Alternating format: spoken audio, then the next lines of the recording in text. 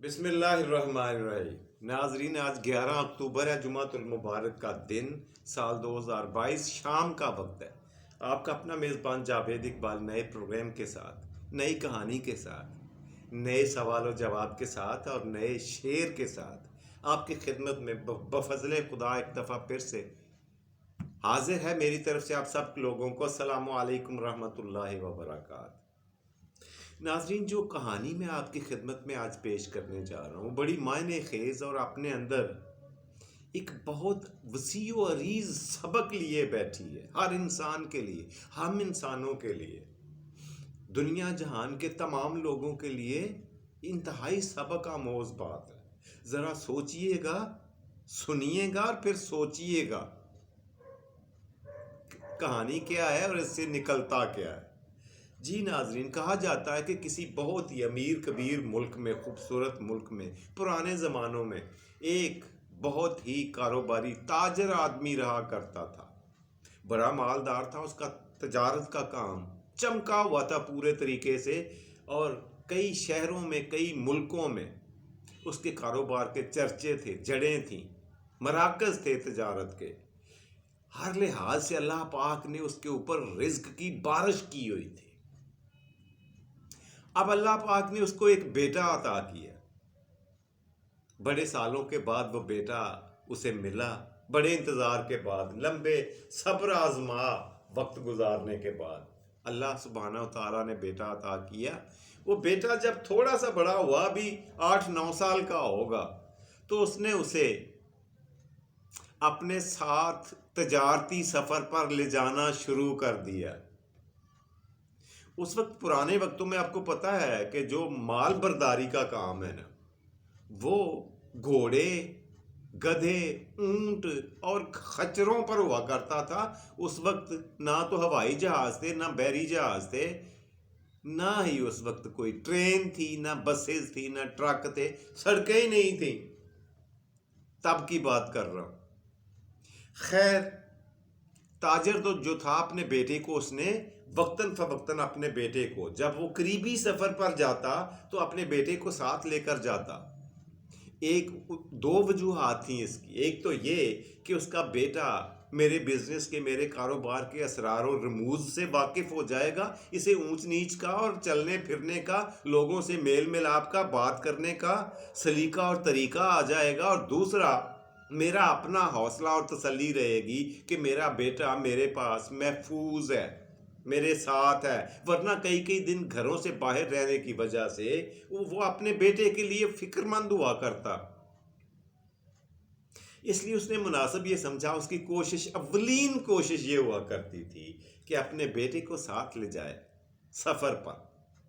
ایک تو اسے دنیا داری کا پتہ چلے، اور رستے میں اس سے گفتگو جو کیا کرتا وہ تاجر، باپ اپنے بیٹے سے جو باتیں کیا کرتا سواری پہ بیٹھے بیٹھے، وہ اپنی زندگی کا نچوڑ اسے اصل میں شفٹ کر رہا تھا اس کے اندر، اپنے تجربات کی روشنی میں، دنیا داری کے بارے میں، دین کے بارے میں، اخلاقیات کے بارے میں، معاشرتی علوم کے بارے میں، جغرافیائی علوم کے بارے میں، دینی علوم کے بارے میں جتنی معلومات اس کے اپنے پاس تھیں، وہ ایک ایک کر کے اپنے بیٹے میں شفٹ کر رہا ہوتا تھا۔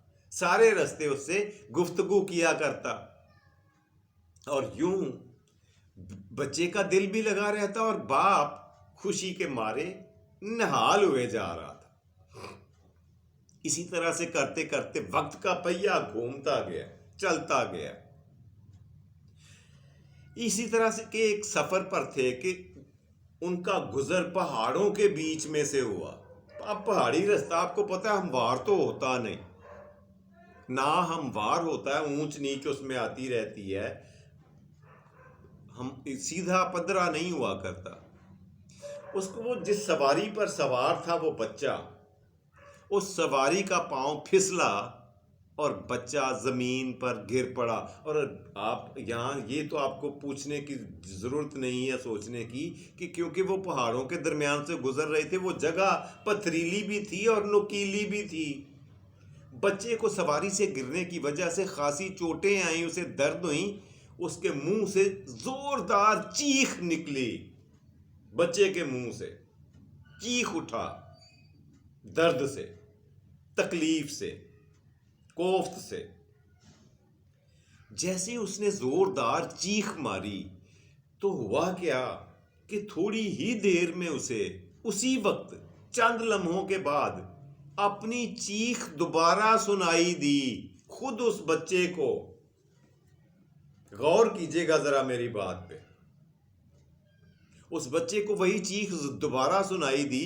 اب اس بچے نے گھوم کر غور سے اپنی تکلیف کو تھوڑی دیر کے لیے بھول کر دائیں بائیں آگے پیچھے دیکھنا شروع کیا کہ میرے علاوہ یہ میری آواز میں کون چیخ رہا ہے۔ اسے کچھ بھی نظر نہیں آتا، بھی کہاں سے، کوئی تھا ہی نہیں، بولنے والا نظر تو نہیں آنے والا، جو پلٹ کر آنے والی آواز ہے وہ بولنے والا کہاں دکھائی دینا تھا۔ پہاڑوں کے بیچوں بیچ جا رہے تھے، اب اس کا باپ بھی اترا، اس نے اپنے بیٹے کو کھڑا کیا پاؤں پہ، اس کی ہڈیاں چیک کی، وہ تندرست تر و تازہ اور توانا تھا۔ اس نے اللہ رب العزت کا شکر ادا کیا، لیکن بیٹے کا دھیان ابھی بھی اسی عمل کی طرف اٹکا ہوا تھا۔ اس نے زوردار آواز میں کہا، یہ کون بدتمیز ہے؟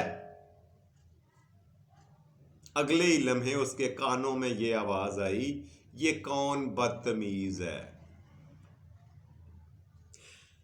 بچے نے حیران ہو کر پھر سے کہا، یہ کون بزدل ہے؟ سامنے آ کر بات کرو، تم انتہائی بزدل، نکمے اور پرلے درجے کے ڈرے ہوئے آدمی ہو۔ یہ الفاظ تھے جو اسے پلٹ کر پھر سے اسی لمحے سنائی دیے۔ اب اس بچے نے مزید کچھ بولنے کی بجائے اپنے باپ کی طرف دیکھنا شروع کیا اور کہا، ابو جان، یہ سب کیا ہو رہا ہے؟ میری سمجھ میں کچھ نہیں آ رہا۔ یہ کون ہے جو مجھے میری ہی آواز میں، مجھے میرے ہی الفاظ مجھے لوٹا رہا ہے، بتا رہا ہے، سنا رہا ہے، مجھے واضح طور پر سنائی دے رہے ہیں، لیکن بولنے والا نظر نہیں آ رہا؟ یہ سارا ماجرا کیا ہے؟ بچے کے چہرے کے اوپر حیرانی اور ناخوشگواری کے اثرات واضح طور پر نظر آ رہے تھے۔ باپ نے کہا، بیٹا، اب باپ پڑھا لکھا تھا، زمانہ ساز تھا، اس نے دنیا دیکھی تھی، اس نے اسے ڈانٹا نہیں ہے ہم آج کل کے باپوں کی طرح۔ بچہ جتنے بھی سوال کرے کبھی بھی انہیں ڈانٹا نہ کریں۔ میں نے اکثر اوقات دیکھا ہے کہ بچے جب باپ سے یا ماں سے کوئی سوال کرتے ہیں بار بار تو ماں انہیں ڈانٹ دیتی ہے، وہ مارے خوف کے سہم جاتے ہیں، گم ہو جاتے ہیں اور آئندہ کوئی سوال کرنے کی جرت اور ہمت نہیں کرتے۔ بچہ ایک بات کو 10 مرتبہ بھی پوچھے تو اسے جواب دیا کریں، اسے بتایا کریں، سمجھایا کریں۔ اسی طرح سے وہ سیکھتا ہے، آگے بڑھتا ہے، اس کی تربیت ہوتی ہے، اسے تعلیم دی جاتی ہے۔ اور اگر ہم کوئی ایسا سوال جو اس کے دل و دماغ میں، اس کے ذہن میں اٹک گیا ہے، اس کا جواب دینے کی بجائے اسے ڈانٹ دیں گے نا، تو اس کے اوپر نفسیاتی طور پر، اس کے ذہن کے اوپر، یہ ایکسپرٹس کہتے ہیں، میں نہیں کہہ رہا، انتہائی برا اثر پڑتا ہے بچے کے دل و دماغ پر، معاف ہو کے رہ جاتا ہے، اس کی ساری صلاحیتوں کو زنگ لگ جاتا ہے، اس کی ذہانت کھو کھاتے چلی جاتی ہے۔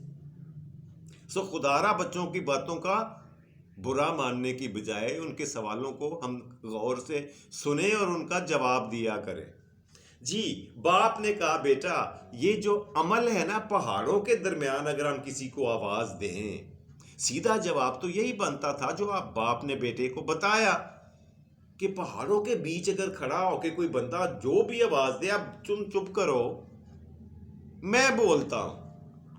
بچہ خاموش ہوا، اس نے کہا، بیٹا اب غور سے سننا۔ اس نے، باپ نے اب آواز لگائی، اس نے کہا، تم بہت خوبصورت ہو۔ پلٹ کر وہی اسی لمحے آواز آئی کہ تم بہت خوبصورت ہو۔ اگلی آواز باپ نے دی، تم بہت اچھے ہو۔ ویسی ہی آواز واپس آ گئی۔ تیسری دفعہ اس نے کہا، تم چیمپئن ہو۔ اب یہ سارا عمل دیکھ کر بچے کو خوشگواری تو محسوس ہو رہی تھی، مگر اس کا تجسس اور بھی بڑھتا جا رہا تھا، اس کا سسپینس، اس کا جاننے کی جو حص ہے وہ اور بھی آنکھیں کھول رہی تھی۔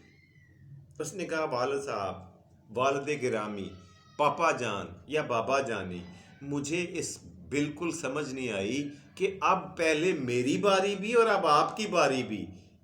سامنے سے کوئی آواز دیتا ہے مگر وہ دکھائی نہیں دیتا۔ والد صاحب نے کہا بیٹا جی، ہر انسان اس پہاڑوں کے بیچ آ کر، اس دنیا میں آ کر جب کوئی آواز دیتا ہے نا، تو وہ آواز پلٹ کر وہی آتی ہے پہاڑوں سے ٹکرانے کے بعد، اور اس سارے پروسیس کو، اس عمل کو کہتے ہیں بازگشت۔ بازگشت کہتے ہیں بیٹا اس پروسیس کو، اس عمل کو، آواز کو کہ پلٹ کر دوبارہ ہمارے ہی پاس آنے کو کہا جاتا ہے۔ اس کے لیے جو لفظ ہے اردو میں وہ ہے بازگشت۔ اب بچے کی جانے خدا، اس کی جانے بلا کہ بازگشت کیا ہوتی ہے۔ چپ تو وہ کر گیا، لیکن اس کا ذہن ابھی وہیں پہ اٹکا ہوا تھا۔ لیکن باپ کو بچے کے ذہن سے زیادہ اس کی جسمانی چوٹوں کی فکر تھی۔ وہ انہیں صاف کر کے، انہیں مرہم پٹی کر کے کروانے کے لیے ان کو لے جانا چاہتا تھا کسی معالج کے پاس۔ اس نے بچے کو جھاڑ پونچھ کر سواری پہ دوبارہ بٹھایا اور چل دیے اپنے گھر کی طرف۔ گھر جا کر اس نے بچے کو ڈاکٹر کے پاس، معالج کے پاس لے کر گیا۔ معالج نے اس کی مرہم پٹی کی، اس کے زخموں کو تسلی بخش قرار دیا کہ اس میں ایسا کوئی بڑی بات نہیں ہے، یہ چند دنوں میں ٹھیک ہو جائیں گے۔ گھر چلے گئے۔ باپ اور بیٹا جب شام کو کھانے کی میز پر بیٹھے تو بچے نے پھر وہی کہا، پاپا باز گشت کیا ہوتا ہے؟ اس نے کہا بیٹا میں آپ کو آسان لفظوں میں سمجھاتا ہوں۔ ہماری زبان میں، ہم بڑوں کی زبان میں یہی الفاظ ہیں، لیکن بچوں کو سمجھانے کے لیے کچھ اور بتانا پڑے گا۔ میں آپ کو بتاتا ہوں۔ بات یہ ہے کہ یہ جو عمل جسے میں بازگشت کہہ رہا ہوں نا بیٹا، یہ دنیا ہے، یہ جہان ہے جہاں اللہ سبحانہ و تعالیٰ نے تخلیق کر کے ہمیں بھیجا ہے، پیدا کیا ہے بیٹا یہاں پہ۔ اور یہ جو عمل ہم دیکھ کے آئے ہیں یہ بالکل ایسا ہی ہے جیسے باز گشت وہی ہو کہ جیسے کو تیسا۔ اس دنیا میں ہر چیز واپس لوٹ کر آتی ہے، چاہے وہ کسی کو دیا گیا دھوکہ ہو، کسی سے کیا ہوا فراڈ ہو، کسی کو دی ہوئی اذیت ہو، کسی سے بولا گیا جھوٹ ہو، کسی کے ساتھ کی ہوئی برائی ہو، یا کسی کے ساتھ کیا ہوا حسن سلوک ہو، یا کی کوئی نیکی ہو، منو ان بالکل اسی شکل میں یہ واپس آتی ہے۔ تمہیں کچھ تو پتا دیکھ لیا تم نے، اور جیسے جیسے بڑے ہو جاؤ گے، میری عمر کو پہنچو گے، تو آپ کو پتا چلے گا کہ میں جو کہہ رہا ہوں وہ ٹھیک ہے۔ بیٹا باز گشت کو ہم دوسرے الفاظ میں مقافات عمل کہیں گے اب، اور مقافات عمل کا مطلب ہے جو بو گے جو سو کاٹو گے، جیسی کرنی ویسی بھرنی، جیسے کو تیسا۔ تو بیٹا بات یہ ہے کہ باز گشت کا مطلب ہوتا ہے یہ دنیا، اور اس سے نبرد آزما ہوتے ہیں اس عمل سے ہم سارے انسان۔ جو حضرت آدم علیہ السلام کی اولاد میں جتنے انسان ہیں وہ اس عمل سے ان کا پالا اور واسطہ پڑتا ہے کہ ان کو اپنے کیے کی سزا بھی اور جزا بھی اسی دنیا میں مل جاتی ہے۔ اور اس میں بیٹا بعض اوقات دیر تو ہو سکتی ہے مگر اندھیر نہیں ہو سکتی۔ یہ اللہ سبحانہ و تعالیٰ کا خالق کائنات کا بنایا ہوا اصول ہے، نہ یہ بدل سکتا ہے اور نہ یہ ختم ہو سکتا ہے۔ اس میں کوئی نہ تبدیلی ہو سکتی ہے، نہ کچھ اس میں ڈالا جا سکتا ہے، نہ نکالا جا سکتا ہے۔ یہاں جو کچھ کرو گے اس کا نتیجہ تمہیں اسی دنیا میں، بہت خوبصورت شعر میرے ذہن میں آ گیا، میں آپ کی خدمت میں پیش کرتا ہوں۔ شعر کچھ اس طرح سے ہے کہ عدل و انصاف قیامت پہ ہی موقوف نہیں، عدل و انصاف قیامت پہ ہی موقوف نہیں، زندگی خود بھی گناہوں کی سزا دیتی ہے۔ یہ مت سوچیں، یہ مت سمجھیں کہ جب محشر ہوگا، جب قیامت ہوگی تو ہمیں اجر اور جزا اور سزا کا عمل وہاں پہ دیکھنے کو ملے گا۔ اس دنیا میں بھی ملتا ہے، جسے بعض گشت یا پھر مکافات عمل کا نام دے دیا جاتا ہے۔ یہ تھی ناظرین آج کی کہانی جو میں نے آپ کی خدمت میں پیش کرنا چاہ رہا تھا۔ امید ہے آپ کو اچھی لگی ہوگی، آپ کو پسند آئی ہوگی، اور میری بات کو بیٹھ کر ذرا سوچئے گا۔ پھر سے عرض کرتا چلوں کہ ہر بندے کا میرے سے متفق ہونا ضروری بھی نہیں ہے، آپ کو میرے سے اختلاف بھی ہو سکتا ہے، آپ ممکن ہے آپ کی سوچ ڈیفرنٹ ہو میرے سے، لیکن آپ کو حق حاصل ہے۔ ہر بندے کی اپنی سوچ ہوتی ہے، میں نے اپنی سوچ کے مطابق عرض کر دیا۔ اگر آپ کسی کو کوئی اختلاف کرنا چاہے یا اعتراض کرنا چاہے تو کمنٹس میں اپنے فیڈ بیک سے آگاہ رکھا کریں، اس سے مجھے اپنی کارکردگی کو بہتر کرنے کا موقع ملتا ہے۔ جی ناظرین، بڑھتے ہیں آج کے پروگرام کے دوسرے سیگمنٹ کی طرف، اور وہ ہمیشہ کی طرح ہوا کرتا ہے آج کا سوال، جس سے آپ کی معلومات میں اضافہ ہوتا ہے۔ روزانہ میں آپ کو ہر پروگرام میں شام کے وقت آپ کو ایک سوال اور اس کا جواب بتاتا ہوں، تاکہ آپ لوگوں کے نالج میں اضافہ ہو۔ جی یہ فرما دیں، اسلامیات کا سوال پوچھ لیتے ہیں۔ یہ فرمائیں کہ حضرت اللہ کے بہت پیارے اور برگزیدہ نبی حضرت موسیٰ علیہ السلام کی شادی خانہ آبادی ایک اللہ کے نبی کے گھر میں ہوئی تھی، اللہ کے نبی کی بیٹی کے ساتھ ہوئی تھی۔ اس نبی کا نام کیا تھا؟ اس پیغمبر کا نام کیا تھا؟ اگر کسی کو پتا ہو تو کمنٹس میں لکھ دے، لیکن میں جواب بھی اب اگلے دن پہ نہیں رکھتا، اسی دن بتاتا ہوں۔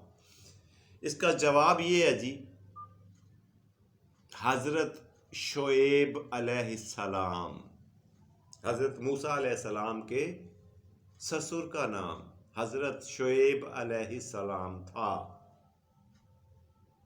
جی ناظرین، تو بڑھتے ہیں آج کے پروگرام کے تیسرے آخری مزیدار اور آپ کے فیورٹ سیگمنٹ کی طرف، اور وہ ہوتا ہے آج کا شعر۔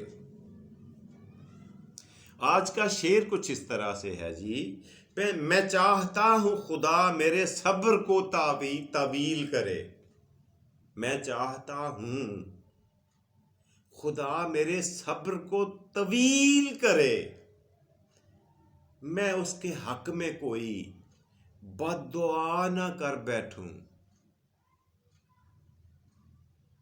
یہ تھا ناظرین آج کا شعر۔ اس کے ساتھ ہی آج کا پروگرام ختم کرنے کے اپنے میزبان جاوید اقبال کو اجازت دیجیے۔ خوش رکھیں، خوشیاں بانٹیں، خوشیاں سمیٹیں اور خوشیاں تقسیم کریں، اپنا اور اپنے پیاروں کا ڈھیر سارا خیال رکھا کریں۔ رب راکھا فی امان اللہ، اور پاکستان زندہ باد۔